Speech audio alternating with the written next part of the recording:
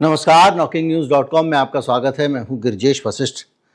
अगर आप सोच रहे हो कि केंद्रीय बजट निपट गया है, अब एक साल चैन से जीते हैं, जो मार पड़नी थी वो पड़ गई, अब और टैक्स हमको डराएंगे नहीं, हमारे सर पे आएंगे नहीं, तो आप जो सपना देख रहे हैं वो इस भारत देश का सपना नहीं है और कम से कम इस सरकार के बीच का सपना नहीं है।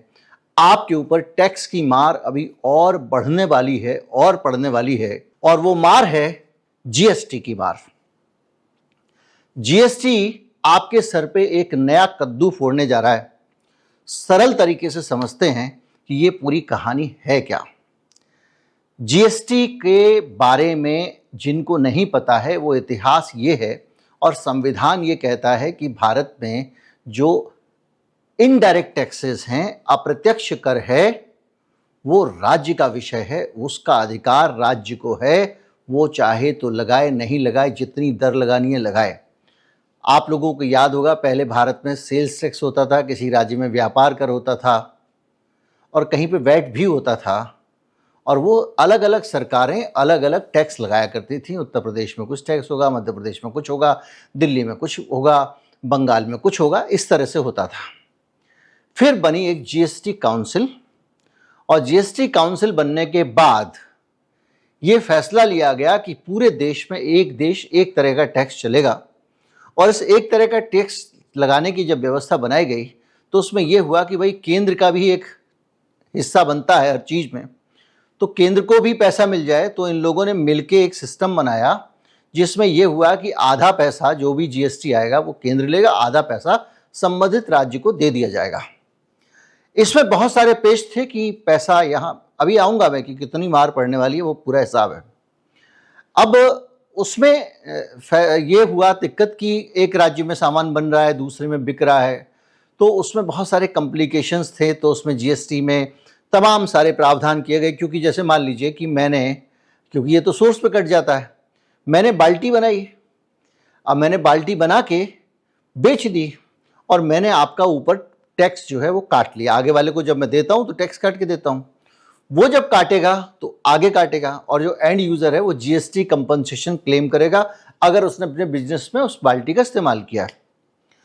तो कुल मिला के व्यवस्था यह है कि शुरू में जहां बन रहा है सामान, जहां फैक्ट्री से निकलता है वहीं पे ही टैक्स काट लिया जाता है। तो सामान, और है तो ये बिक्री का टैक्स, तो सामान बन रहा है दिल्ली की किसी फैक्ट्री में और बिक रहा है आंध्र प्रदेश में, तो जीएसटी तो पूरा दिल्ली वाली फैक्ट्री ने ही काट लिया। तो इस तरह के बहुत सारे कॉम्प्लिकेशंस थे जिनको समय समय पर संभालने के लिए एक जीएसटी काउंसिल बनाई गई। अब जीएसटी काउंसिल बनने के बाद एक नया रायता खड़ा हुआ, और रायता ये था कि राज्यों ने कहा भैया कि ये जो केंद्र सरकार हमारे पास में प्रस्ताव लेके आ रही है, इस प्रस्ताव को हम नहीं मानते हैं, क्योंकि हमको नहीं जाना है आपके जीएसटी में, हम क्यों जाएं आपके। तो केंद्र सरकार ने, अरुण जेटली वित्त मंत्री थे, चूंकि योजना हालांकि सरकार कांग्रेस के समय की थी, इन्होंने कहा कि नहीं नहीं, हम इसको अच्छे तरीके से करेंगे, चिंता मत करो, और आपको हम गारंटी देते हैं कि अगले 5 साल तक आपका जो टैक्स कलेक्शन है उसमें 14% की बढ़ोतरी होगी।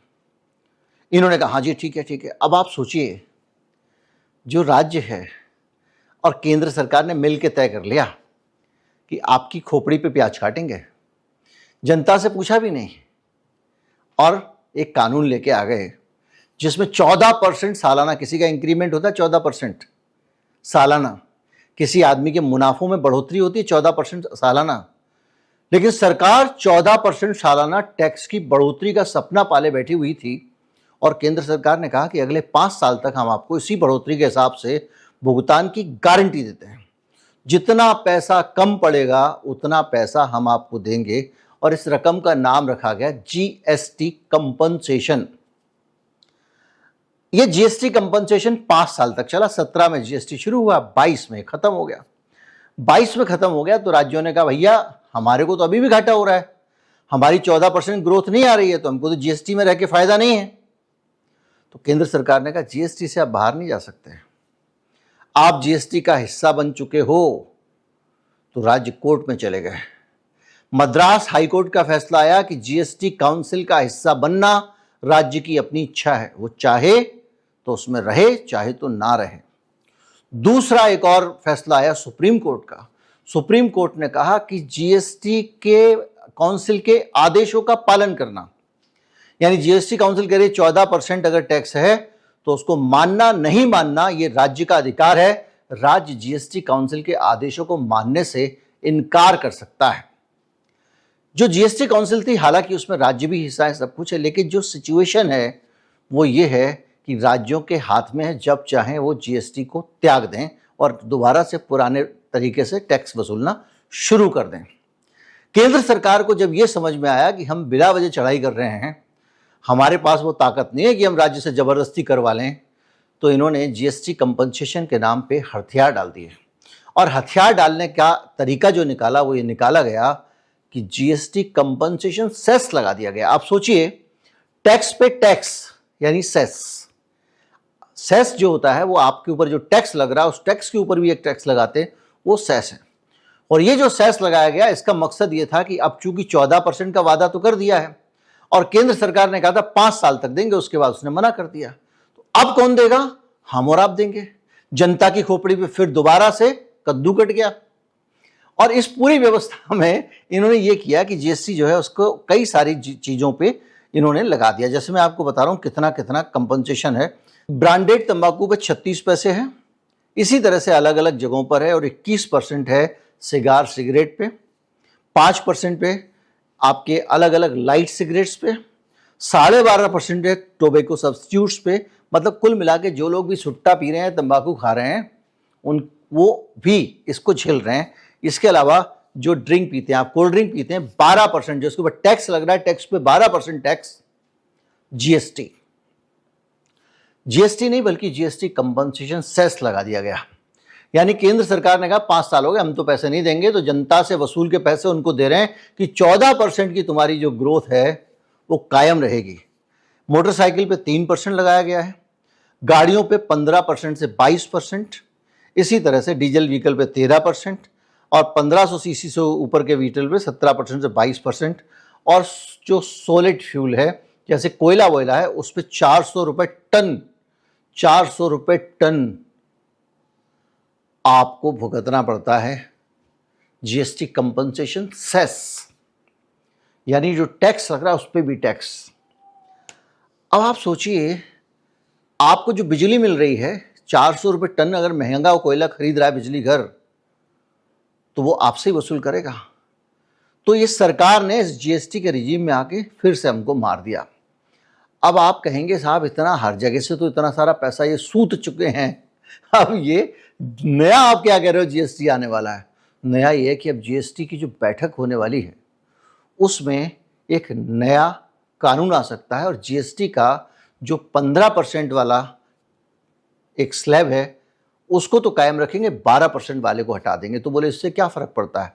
मैं आपको बताता हूँ क्या फ़र्क पड़ता है। जो जीएसटी की अलग अलग दरें होती हैं, इन सब को मिला के जो जीएसटी बनाने वाले, प्लानिंग करने वाले हैं, वो ये हिसाब लगाते हैं कि एक रेवेन्यू न्यूट्रल रेट क्या होगा, यानी हम जो पैसा ले रहे हैं उस पैसे का एवरेज क्या निकलेगा।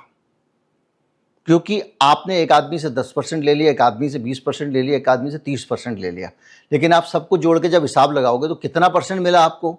तो वो जो रेवेन्यू न्यूट्रल रेट होता है वो शायद 11, 11.5, 12% के आसपास अभी है। अभी जो जीएसटी काउंसिल की अगली बैठक होने वाली है उसमें रेवेन्यू न्यूट्रल रेट 15% किए जाने वाला है। जैसे ही रेवेन्यू न्यूट्रल रेट 15% हो जाएगा, यानी 3% जीएसटी ज़्यादा वसूला जाएगा। और अगर आप देसी भाषा में कहें तो भारत में लोगों से जो जीएसटी की वसूली हो रही है उस पर 25% की बढ़ोतरी ये सरकार करने जा रही है। और ये 25% की जो बढ़ोतरी है उसकी मार किस पे पड़ेगी? मार पड़ेगी मुझ पे, आप पे, गरीब पे। अंबानी पे नहीं पड़ेगी, अडानी पे नहीं पड़ेगी, मुझ पे आप पे भी कम पड़ेगी, करोड़पतियों पे नहीं पड़ेगी, अरबपतियों पे तो नहीं पड़ेगी। किस पे पड़ेगी? जो भारत की गरीब 50% आबादी है। अभी हाल में रिपोर्ट आई थी, भारत की 50% आबादी 64% जीएसटी का भुगतान कर रही है, नीचे की 50% आबादी। यानी जो 50% गरीब लोग हैं इस देश के, जिनकी आय मैंने आपको एक डिटेल वीडियो बनाया है, उसमें बताया था कि बड़ी मामूली 75,000 रुपये सालाना की आय है, उससे नीचे गुजारा करने वाले लोग, ये तो अधिकतम है। उसमें 200 रुपये वाले भी हैं, 400 वाले भी हैं, मनरेगा मजदूर भी है, और भी लोग हैं। वो सब लोग एक दंत मंजन, एक माचिस, सिगरेट, कुछ भी खरीदते हैं, सिगरेट पे तो बहुत ज़्यादा हो जाता है, वो सब लोग जीएसटी दे रहे हैं। और जो ऊपर के अमीर लोग हैं वो केवल 3%, या ऊपर के 50% लोग केवल 3-4% ही जीएसटी से भुगतान कर रहे हैं। ये जो टैक्स आ रहा है सरकार के पास में, वो किससे आ रहा है? नीचे के 50% से। तो ये जो 25% की बढ़ोतरी होगी जीएसटी में, वो बढ़ोतरी कौन भुगतेगा? देश का बॉटम 50% आबादी भुगतेगी। गरीब लोग भुगतेंगे, मजदूर लोग भुगतेंगे, सिक्योरिटी गार्ड भुगतेंगे, जिनका वेतन भी नहीं बढ़ता। आपको पता है ना, ये आउटसोर्सिंग जो है ये क्या है? आउटसोर्सिंग रिजर्वेशन को तो काटने का तरीका है ही। और इसके साथ साथ, क्योंकि भैया आप सरकारी नौकरी में अगर आप बाहर की एजेंसी को ठेका दे दोगे, भैया 50 आदमी भेज देना हमको कंप्यूटर ऑपरेटर, वो भेज देगी। तो आप अगर सीधे भर्ती करते तो पीएफ काटना पड़ता, रिजर्वेशन भी देना पड़ता, तो उसको तो काट ही रहा है। न्यूनतम वेतन भी लोगों का छीना जा रहा है। और इसमें सबसे बुरी बात यह है, सरकारों को 14% तो बढ़ोतरी चाहिए, लेकिन जो आदमी सिक्योरिटी गार्ड का काम कर रहा है या जो आउटसोर्सिंग कंपनी से काम करता है, उसको सरकार बढ़ा के पैसे नहीं देती है, उसको एम्प्लॉयर बढ़ा के पैसे नहीं देता है। 10,000 रुपये महीने पे अगर सिक्योरिटी गार्ड काम कर रहा है, जैसे ही साल खत्म होगा कंपनी कॉन्ट्रैक्ट बदल के दूसरी कंपनी को बुला लेती है, वो कंपनी 10,000 में गार्ड देने को तैयार हो जाता है। इस तरह से दशकों से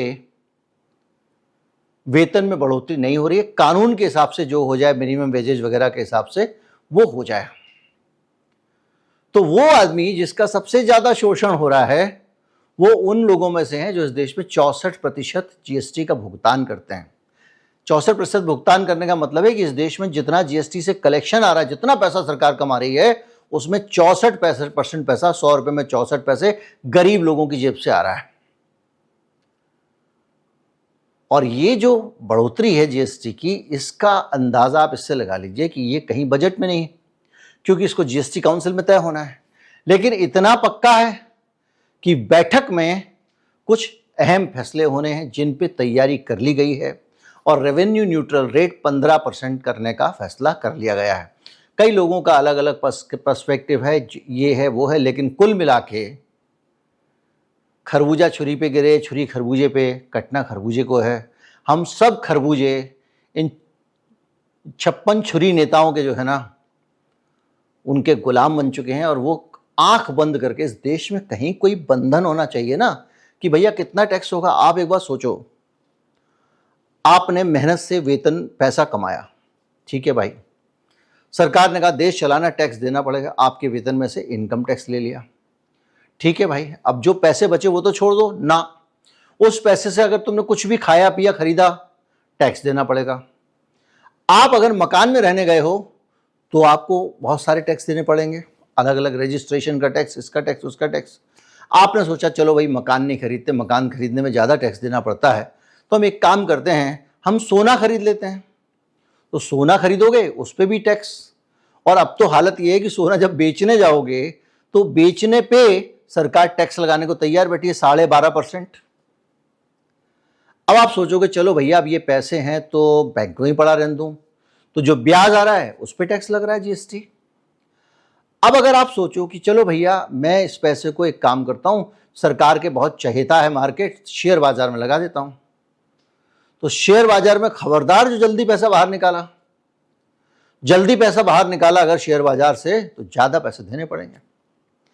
अब एक फ्यूचर और ऑप्शन ट्रेडिंग जो है उसका बड़ा आजकल सरकार और सेबी की खोपड़ी जो है घूमी हुई है। उसको लेकर क्यों घूमी हुई है? उसकी वजह यह है कि ये जो दोनों ट्रेडिंग के जो तरीके हैं, ये है तो बहुत खतरनाक तरीके, इसमें ये जुए से भी खतरनाक है।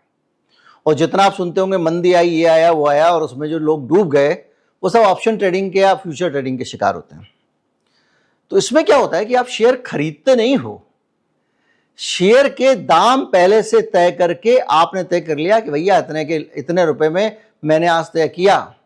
उसके बाद आप शेयर खरीदो ना खरीदो, वो मुनाफा घाटा हो जाता है। तो उस केस में क्या हो रहा है कि शेयर खरीदोगे तो पूंजीपति के पास पैसा जाएगा, और ऑप्शन फ्यूचर में पैसा जो है वो पूंजीपति के पास जाता ही नहीं है, ऊपर ऊपर मामला हो जाता है। इस बात को लेकर सरकार को बहुत टेंशन है। तो कुल मिला के हम उस देश में रहते हैं, किसी की टिप्पणी में पढ़ रहा था, जो दुनिया के सबसे उन्नत यूरोपीय देशों की तरह टैक्स वसूलती है और लोगों को अफ्रीका का जीवन दर्शन देती है, जीवन स्तर देती है। उम्मीद करता हूं आप समझ गए होंगे कि आने वाले समय में कौन सी गाज गिरने वाली है। गाज और भी हैं, मैंने एक वीडियो बनाया था, पीछे लगा दूंगा। लैंड रिफॉर्म्स के नाम पे बहुत कुछ हो रहा है जिसमें बताया नहीं जा रहा है कि क्या रिफॉर्म्स होंगे। उसमें कहा जा रहा है लैंड बंडल बनेंगे, जियो मैपिंग होगी, जियो टैगिंग होगी, भू आधार बनेगा, लेकिन ये सब ऊपरी बातें हैं। असली बात यह है कि आपकी ज़मीनों का जब रजिस्ट्रेशन होगा और आपकी ज़मीन किसकी किसके नाम से है ये तय होगा, तो बहुत सारे लोगों की ज़मीनें खतरे में आ जाएंगे। एक आदमी है, उसकी ज़मीन है गांव में, वो खेती कर रहा है, 10 जनरेशन से 5 जनरेशन से उनका परिवार संयुक्त परिवार है, खेती करे जा रहे हैं, और ज़मीन आज तक ये तय नहीं हुआ कि कौन सी ज़मीन किसकी है। कभी ज़मीन का कोई बंटवारा नहीं हुआ और ज़मीन किसी के नाम लिखी नहीं गई। लेकिन अब सरकार जब नए सिरे से रिकॉर्ड तैयार करेगी तो आपसे कहेगी भाई आ जाओ, प्रूफ लेके आ जाओ, ये ज़मीन तुम्हारी है।